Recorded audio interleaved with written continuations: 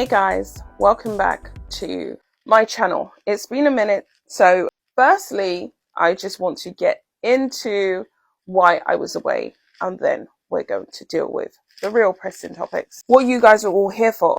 So the truth of the matter is that the last 18 months has been one of the most frightening periods of my life, to say the least. Long story short, due to my channel and the nature of it, I was being stalked, I was being harassed outside of my home, outside of my workplace, and it really was not a joke. So since the beginning of starting this channel, which I absolutely loved, especially during the pandemic, I really needed it. I think we all needed that sense of community and a form of expression and communication. It gave me great comfort to talk to you guys, post on YouTube, and just have fun with it. I did get used to receiving hate mail. That is part and parcel of the job. That is part and parcel of being a YouTuber.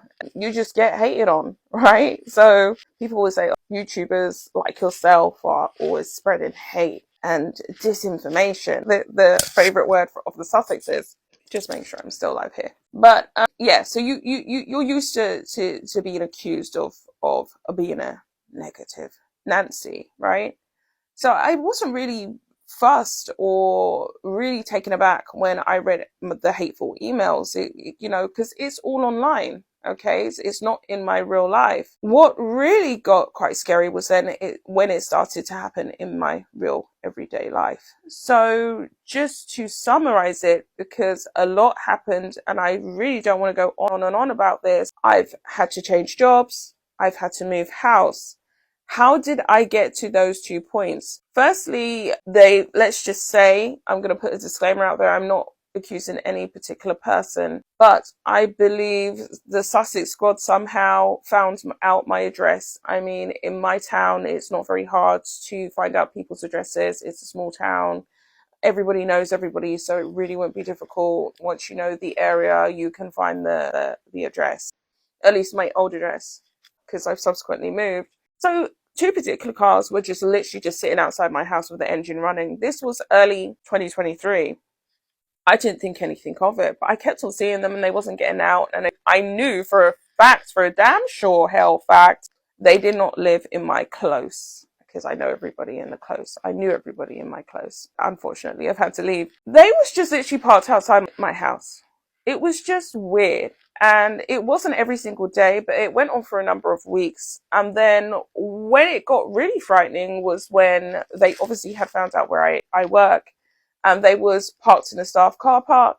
Sometimes these same cars would be parked right next to mine for a couple of minutes while I got myself ready, rushed to work, blah, as you do in the mornings, running late, always me. I'm always running late. And then just drive off. So it got really scary, I would say, around May time 23, and we're going back some time. They literally, one of the cars parked right outside my car and I couldn't leave. So I was just like, what's up? Let me out. Knocked on the windscreen, no response. Completely tinted out windows, which I think, to my knowledge, is illegal in the UK. I'm not sure, but I think it's illegal to be fully tinted. Okay, especially the main windscreen, but they were completely tinted out, blacked out windows, couldn't see nothing. Waited for 10 to 15 minutes. I was really getting pissed off because I was hungry. I wanted to go home, blah. No response. So then I knocked again, 10, 15. I didn't want to be rude, but I was kind of like, you're blocking me in, dude. And your engine's running and I know you're in there, Then the car literally just kicked up a gear and sped off. Like, it was this close to my person. I literally felt like they was going to run over my goddamn toes. That's how close it was. I was like, whoa, this is crazy.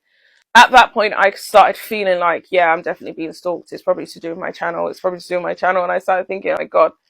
And so I kind of slowed down on my posting because I thought, what's going on? What is going on? You're not safe. You're a single woman. You live by yourself. This may not be worth it for you to carry on doing YouTube.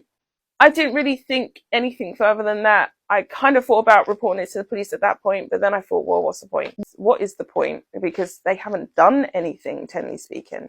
I just feel unsafe. Boy, was I wrong. So 2 weeks later, I came out of work, approached my car. The whole thing was jacked up. I'm going to insert pictures. Windscreen was smashed. All the panels were keyed, all tires were gashed, brake lights were taken out, my rear brake lights. It was crazy. It was crazy, how you Americans would say. It was insane. And I thought to myself, what is this? Is definitely to do with my channel. This is definitely a hate attack. CCTV unfortunately didn't catch anything, but they said that the cameras were down in the staff car park, so they couldn't hand over that information to the police, which it's not great for me.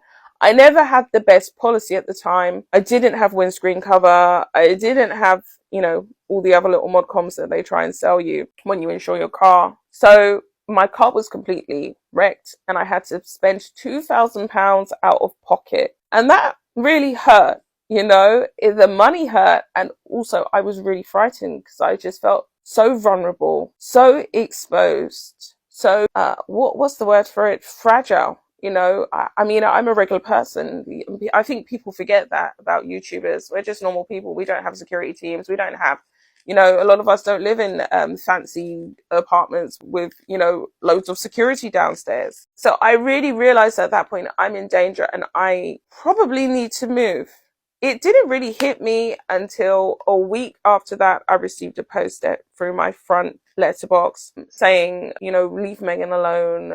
You leave Megan alone. Who are you to talk about Megan? All of you channels need to be stopped. And that's when I was just like, bingo, it's the Sussex Squad or someone from the Sussex Squad. Dare I say the Sussexes themselves? I'm joking. Disclaimer, not accusing anyone in particular. So lo and behold, they had my address, and at that point I knew that I had to move. I just didn't move fast enough.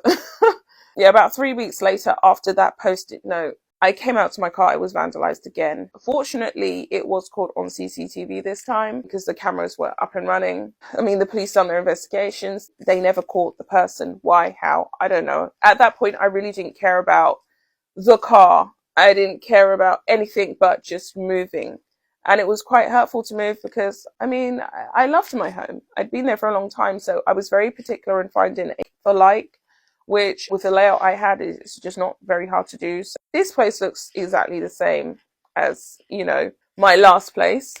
And that was it. And at that point, it was just, I was consumed with moving, protecting myself. And that's really the real reason why I've been away. There was a lot of emotional toll that it took on me. I couldn't really talk about it or express it because I was processing it. And I kind of felt at that point, maybe it's time to step back from YouTube. But what I honestly feel is that I was silenced. And I feel like I'm never again going to allow anybody to silence me or take away my freedom of speech. So hence, I guess, guys, I'm back. So let's get into the crazy delusions of this Duchess of Sussex.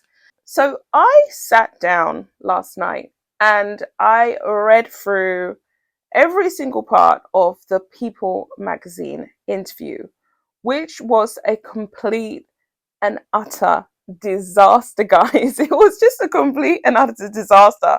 You guys have probably read it yourselves, and from what I got from it, which is what I think most people would get from it, was that Meghan really wanted all of her staff members that she's paid to tell the whole world how nice she is, how loving she is.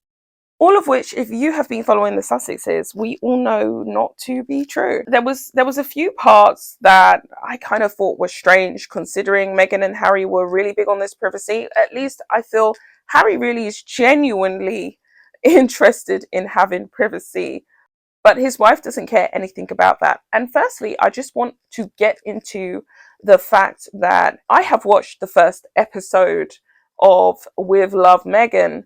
And let me just tell you this, considering this lady has so many allegations of being the mean, hateful, spiteful, nasty boss that she is, she literally reinforces it within the first 10 minutes of the show. So let me just get into this. Her makeup artist, so I think it's Daniel. So he comes on set. He looks completely nervous as hell because I know a lot of you guys are not going to go into, because I know a lot of you guys are not going to watch it because even hate watching Meghan kind of like gives her some hype. It gives her views. It's going to give her revenue. It's going to encourage Netflix to sponsor yet more diabolical snooze fest projects from the Sussexes, which we really don't want to see. So he literally slices his, and then she kind of pretends to be caring and nice. And she's like, sit down because you sliced your finger open, so you can't cut anything, and I'm going to do it for you. 2 minutes later, she literally has this guy slaving away and working, doing the job that she should be doing, right? When it's her show. Another thing that I found quite cringy about this whole with love Meghan whatever it is drama, when she's looking at the bees, she just kind of keeps on laughing to herself, and it's all throughout the whole episode. It's kind of like, that's so funny, huh? That's so funny, huh? And you know how she has this thing of not allowing people to have their personal space? Insert here. So she doesn't allow anybody to have their personal private business to themselves. She literally kind of just jumps onto the beekeeper because he tells her that wax candles are cleansing to your environment or something like this. And she's just like, my God, that's touched my soul. Let's just have a hug because I'm such a nice person. And you know, when someone keeps on saying, I'm nice, or they keep on trying to reinforce a particular narrative, that's how it comes across as even more fake and faker. And that really comes across. I think the worst part was the fact that she basically forced this makeup artist to continue working throughout his pain. Like, he was clearly uncomfortable. He was clearly nervous. You know, like, you tend to do stupid things in public situations when you're extremely nervous. And I do not think it's because the cameras were rolling. This guy is obviously a makeup artist to a lot of celebrities. So he's used to having cameras rolling, things like this, being filmed while he's at work. He looked on edge. He looked fearful. He looked frightened. It was kind of like, go to work with your boss day. She's not the greatest person. You need the money.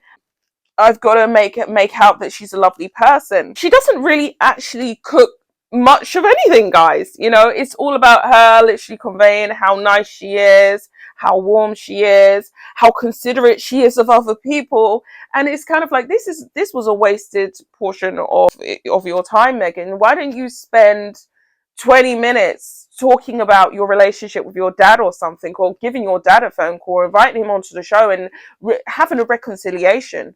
Why are you wasting your time talking about how you love people so much and doing things for all the people you love, yet all the people you love are not in your life? All the people at least you should love are not in your life.